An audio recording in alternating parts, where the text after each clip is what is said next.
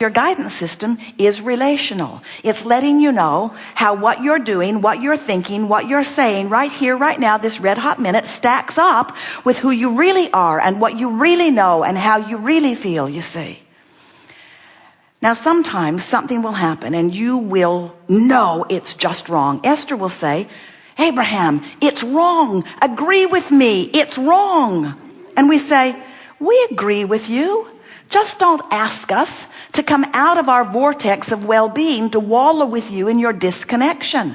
In fact, that's the only reason that disconnection can ever occur. You have walked away, you have wallowed away from who you really are. Because who you really are is in this vortex of creation, in this vibrational reality, where all new requests go. What do you mean a vibrational reality? It's not very satisfying. Can I spend it? Can I sleep with it? What do you mean vibrational reality? And we say everything that you know that is physical now was vibrational reality first. In other words, there is a vibrational reality at the basis of all that you know. And so when you understand that when you don't have enough money and you ask for more, you have put over time a veritable fortune in your vibrational reality. But to claim it, you got to get in this vortex of creation where the vibration is that which you have become. And that's a part of our message to you that stretches your thinking just a little bit, because you have been magnificently focused in your leading edge time-space reality, out here on the leading edge, sifting through contrast, and you've come to think that reality, which is what you can see and hear and smell and taste and touch, that this reality that so many of you agree upon, that this reality is what you have come forth to create.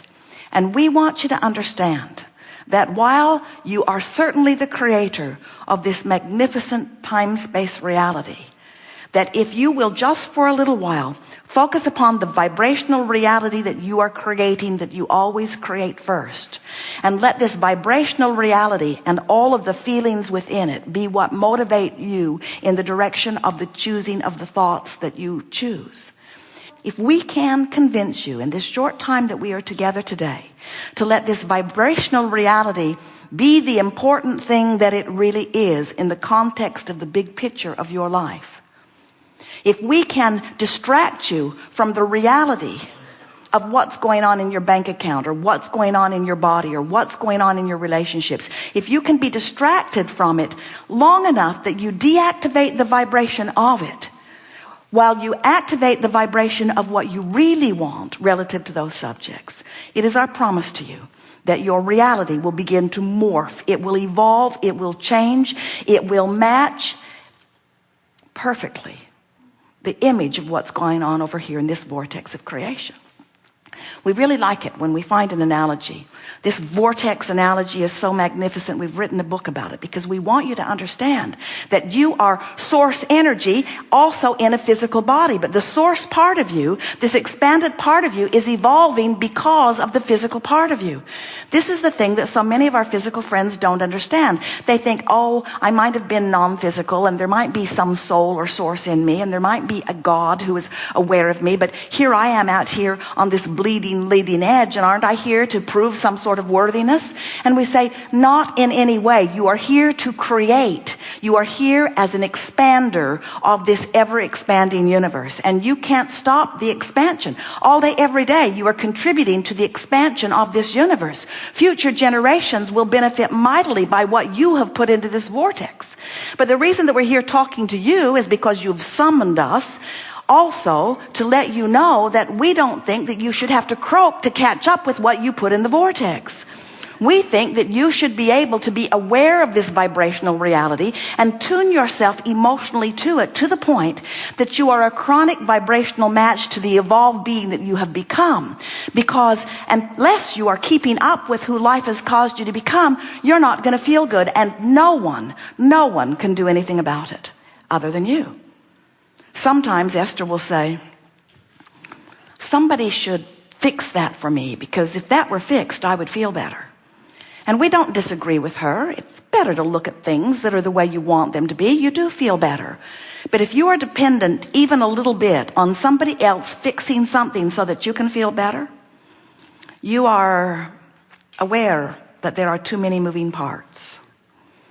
You are aware that that's a very conditional love that has such limits, because you cannot control enough of the environment around you to hold yourself steadily in alignment with who you are. But when you discover, and you may very well do it here today, that your good feeling in the moment, that your friskiness, that your clarity, that your vitality and stamina, that your love, that your appreciation, that your joy, that your good feeling in this moment is contingent only upon one thing, and that is your vibrational proximity to who you really are. Who you are is liquid love. Who you are is pure positive energy. So when you're feeling despair or depression, vibrationally speaking, you're way off the track. But that does not keep the source within you from knowing you and loving you and being the larger part of you and calling you home to it, calling you in the direction of it.